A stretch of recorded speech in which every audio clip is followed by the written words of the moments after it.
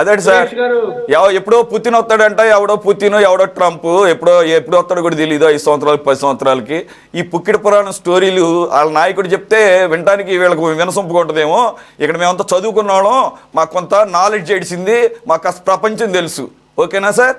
మరి అలా ఏమైనా ఉపయోగపడుతుంది అంటే మీరు చెప్పండి సార్, అవకాశం ఉంటే. సైదా గారు. సురేష్ గారు, మీకు ప్యానల్ రౌండ్ పెద్దలు senior political analyst, senior journalist Krishnanjali గారు, అలాగే తెలుగుదేశం పార్టీ అధికార ప్రతినిధి అన్న సురేందర్ నాయుడు గారు, వైసీపీ అధికార ప్రతినిధి అన్న జ్వాలాపురం శ్రీకాంత్ గారు, అలాగే సిటీ 24x7 వీక్షకులందరూ కూడా నమస్కారం. ఈరోజు గత కొంతకాలంగా మనం చూస్తా ఉన్నాం, రుషికొండ ప్యాలెస్ మీద అనేకమైనటువంటి కథనాలు, అనేకమైనటువంటి చర్చలు ఈ రాష్ట్రంలో, అలాగే దేశవ్యాప్తంగా కూడా ఇది ఇంటర్నేషనల్ ఇష్యూ అయింది. రుషికొండని బోడిగుండు చేసి దాదాపు 450 కోట్లతో నిర్మాణం చేపట్టినటువంటి ఈ ప్యాలెస్ దేనికోసం కట్టారు, ఎవరు కట్టారు, కాంట్రాక్టర్ ఎవరు, ఏ శాఖ పరిధిలోకి ఇది వస్తుంది, ఎవరు అనుమతులు ఇచ్చారు అనేది ఇప్పటికి కూడా క్లియర్గా లేనటువంటి పరిస్థితి. ఆ యొక్క ప్యాలెస్ నిర్మాణం అప్పుడే పెద్ద ఎత్తున ఒక కాంపౌండ్ వాల్, రేకులతోటి ఒక కాంపౌండ్ వాల్ నిర్మించి రహస్యంగా మీడియాను కానీ లేకపోతే ప్రజలను కానీ అటు పొయ్యికు రాకుండా పెద్ద ఎత్తున హై సెక్యూరిటీ ఏర్పాటు చేసి నిర్మాణం చేసినటువంటి పరిస్థితి మనం చూసాం. ఆ రోజు ప్రతిపక్షంలో ఉన్నటువంటి, ఈరోజు అధికార పక్షంలో ఉన్నటువంటి కూటమి నాయకులు కానివ్వండి, వామపక్షాలు కానివ్వండి, కాంగ్రెస్ పార్టీ వాళ్ళని కానివ్వండి, అటువైపు కూడా పోనీయకుండా మరి ఆంక్షలు పెట్టి ఏదో మనం పాకిస్తాన్ సరిహద్దుల్లో ఉన్నట్టుగా మనం రానియకుండా ఒక కంచె ఏర్పాటు చేసినటువంటి వ్యవహారం మనం చూసాం. తీరా నిర్మాణం జరిగిపోయింది. ఇప్పుడు ఆ నిర్మాణాన్ని దేనికి వాడుకోవాలి? జగన్మోహన్ రెడ్డి గారేమో తాను వైనాట్ 175 అని చెప్పి సింహం సింగిల్ గానే వస్తుంది, నేనే 30 సంవత్సరాల అధికారంలో ఉంటానటువంటి ఒక డ్రీమ్ తోటి ఆయన ఆ యొక్క పెద్ద ప్యాలెస్ నిర్మించుకున్నట్లుగా మనకు అర్థమవుతా ఉంది. సరే, జరిగింది, నిర్మాణం చేసుకున్నారు, బాగానే ఉంది.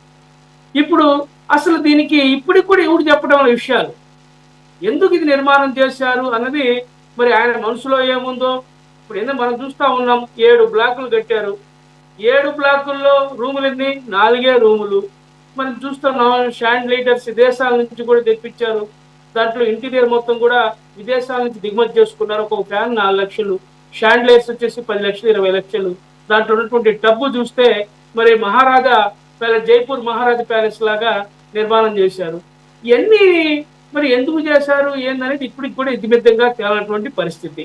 నేనేం చెప్తున్నానంటే, జగన్మోహన్ రెడ్డి గారినో లేకపోతే వాళ్ళని ఆయన్నో దీంట్లో నిందితుడిగా చేర్చడం కాదు, అసలు అధికారులు ఎవరైతే దీనికి నిధులు కేటాయించారు, ఏ శాఖ నిధులు కేటాయించింది, వర్క్ ఎవరు ఎగ్జిక్యూట్ చేశారు, ఎంబుక్ ఎవరు రికార్డ్ చేశారు, దీనికి ఉన్నటువంటి జీవో ఇష్యూ ఎవరు చేశారు, ఏ శాఖ దీన్ని అడ్మినిస్ట్రేట్ చేసింది, ఎగ్జిక్యూట్ చేసింది, విషయాలన్నీ కూడా బయట రావాల్సిన అవసరం ఉంది. ముందు వాళ్ళని ప్రాసిక్యూట్ చేయాలి. దీని విషయంలో ఎవడబ్బు సొత్తు అండి ఇది? దాదాపు 450 కోట్ల రూపాయలు. 2 మెడికల్ కళాశాల నిర్మాణం చేయొచ్చు. దీన్ని ఎందుకు చేయాలా మీరు? వాళ్ళని ఎందుకు ప్రాసిక్యూట్ చేయరు? ఇంకా ఇప్పుడు ఎంతవరకు ఈ 3 మంత్రుల కమిటీ మనం చూసాం, బుధవారం కూర్చున్నారు ఈ 3 మంత్రులు. ఈ 3 మంత్రులు తలబాదుకుంటున్నారు. ఏం చేయాలా, ఈ యొక్క ప్యాలెస్ సంబంధించి ఏమేమి చేయాలని చెప్పి అర్థం కాక వాళ్ళు తలలు బాదుకుంటూ ఉన్నారు. మళ్ళీ 28వ తారీఖు మళ్ళీ వర్చువల్గా ఒకసారి కూర్చొని మాట్లాడుకొని 29వ తారీఖు మంత్రిమండలి సమావేశంలో ఒక నిర్ణయం తీసుకుంటారంట. ఏంటంటే ఇది ఎవడబ్బు సొత్తు? ఇది జగన్మోహన్ రెడ్డి జేబులో డబ్బులా, చంద్రబాబు నాయుడు జేబులో డబ్బులా? మీరు మేము మన పేదలు ఉన్నోళ్ళం కాకుండా అనేక మంది ఈ రాష్ట్ర ప్రజలు, 5 కోట్ల మంది ప్రజలు పన్నుల రూపంలో రూపాయి కొడబట్టి పన్నులు కడితే మీ జలసాల కోసం వాడుకోవడానికి ఈ గెస్ట్ హౌస్లు కట్టుకుంది. ఆ రోజు ప్రజాధనాన్ని మీరు కూల్చి అధికారంలోకి వచ్చారు. ఇది ఇప్పుడేమో ఒక గుదిబండలాగా 450 కోట్లతో చేసినటువంటి ఈ నిర్మాణం ఏమన్నారు మిమ్మల్ని? ఆయనేమో చెప్తున్నాడు శ్రీకాంత్ గారు, యోగాకి 350 కోట్లు ఖర్చు పెట్టాడని. రేపేమో దాని ఏమంటారు, గోదావరి పుష్కరాలకి మళ్ళీ ఒక 5,000 కోట్లు ఖర్చు పెడతామంటున్నారు. ఏమన్నారు దీనికి? ఇది 10 మెడికల్ కళాశాల నిర్మాణానికి 5,000 కోట్లు ఇస్తే నిర్మాణం పూర్తయిపోద్ది. మీరు వాటి కోసం ఆలోచించకుండా ఎందుకు ఈ విధంగా ప్రజాధనాన్ని దుర్వినియోగం చేస్తున్నారు? నేను ఒకటే కొడతా ఉన్నా సురేష్ గారు, తెలుగుదేశం కానివ్వండి, అలాగే జగన్మోహన్ రెడ్డి గారు కానివ్వండి, ప్రజాధనాన్ని దుర్వినియోగం చేసేదానికి రెండే. ఈ రెండు పార్టీలు కూడా ఈ యొక్క రాష్ట్రాన్ని అధోగతి పాలు చేస్తా ఉన్నాయి. జగన్మోహన్ రెడ్డి గారు 5 సంవత్సరాల పాలనలో ఏ విధంగా రాష్ట్రానికి రాజధాని ప్రాంతంగా చేసి 3 రాజధానుల పేరుతో నాటకవాడి ఏ విధంగా అయితే 13 లక్షల కోట్లు మరి అప్పులు చేసి రాష్ట్రాన్ని ఏ విధంగా అధోగతి పాలు చేశాడో, ఈరోజు చంద్రబాబు నాయుడు కూడా ఈ 20 నెలల కాలంలో దాదాపు 2 లక్షల కోట్ల రూపాయలు అప్పు చేసేటువంటి పరిస్థితి. అభివృద్ధి చూద్దామంటే ఎక్కడేసిన గొంగలు అక్కడే. ఏం చెప్పాలి ఇప్పుడు? సురేష్ గారు, మీ బాధ నాకు అర్థమైంది. మీరు మాట్లాడినప్పుడు, శ్రీకాంత్ గారు మాట్లాడినప్పుడు చాలా అగ్రెసివ్ గా మాట్లాడారు, మాకంటే ఎక్కువ రెచ్చిపోయి మాట్లాడారు. ఈరోజు నేనేం చెప్తున్నానంటే ఇది వాస్తవం. ప్రజల యొక్క సొమ్ముని వీళ్ళు దుబారా చేయడానికి వీళ్ళకి ఏం హక్కు ఉంది? పాపం ఆయన అనుకున్నాడేమో, ఇచ్చేవాళ్ళు ఒక నానుడు ఉంది, కొండ మీద అమ్మవారు కింద కమ్మవారు అని. అట్నే విశాఖ కూడా, విశాఖ రిషికొండ మీద జగన్ రెడ్డి, కింద ఆంధ్ర రాజధాని మరి విశాఖ ఉండాలని చెప్పి అనుకున్నాడేమో, నాకైతే అర్థం కాదు. అదే యొక్క ఆలోచనతో ఇది పనిచేశాడేమో మాకైతే అర్థం కాదు. అంతిమంగా నష్టపోయింది ఈ రాష్ట్ర ప్రజలు. మీరు ఒకసారి గమనించాలా, 7 కోట్ల రూపాయల సంవత్సరానికి ఆదాయం వచ్చేటువంటి రిసార్ట్ ని కూల్చి, రూపాయి 2 రూపాయలు కాదు, 7 కోట్ల రూపాయల సంవత్సరానికి ఆదాయం వచ్చేటువంటి రిసార్ట్ ని మరి కూల్చి మరి ఈరోజు ఈ ప్రాజెక్ట్ నిర్మించడం, నెలకు వచ్చేసి 25 లక్షల రూపాయలు మరి మెయింటెనెన్స్ కోసం ఖర్చు పెట్టేటువంటి ఏమన్నా దీన్ని? ఇది చాలా దుర్మార్గం. గత ప్రభుత్వ పాలకులు ఎవరైతే దీనికి ఉన్నారో వీళ్ళందరినీ ప్రాసిక్యూట్ చేయాల్సి ఉంది. ఆ శాఖ మంత్రి రోజా గారు ప్రారంభోత్సవం చేశారు.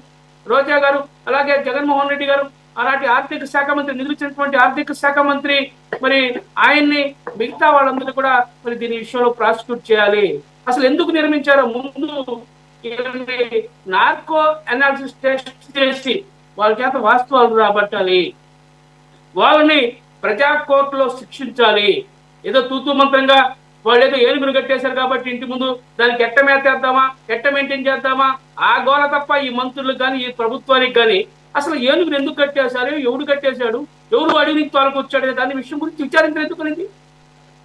ఆ విషయం చెప్పాలి కదా ముందు. అది చేద్దాం ముందు.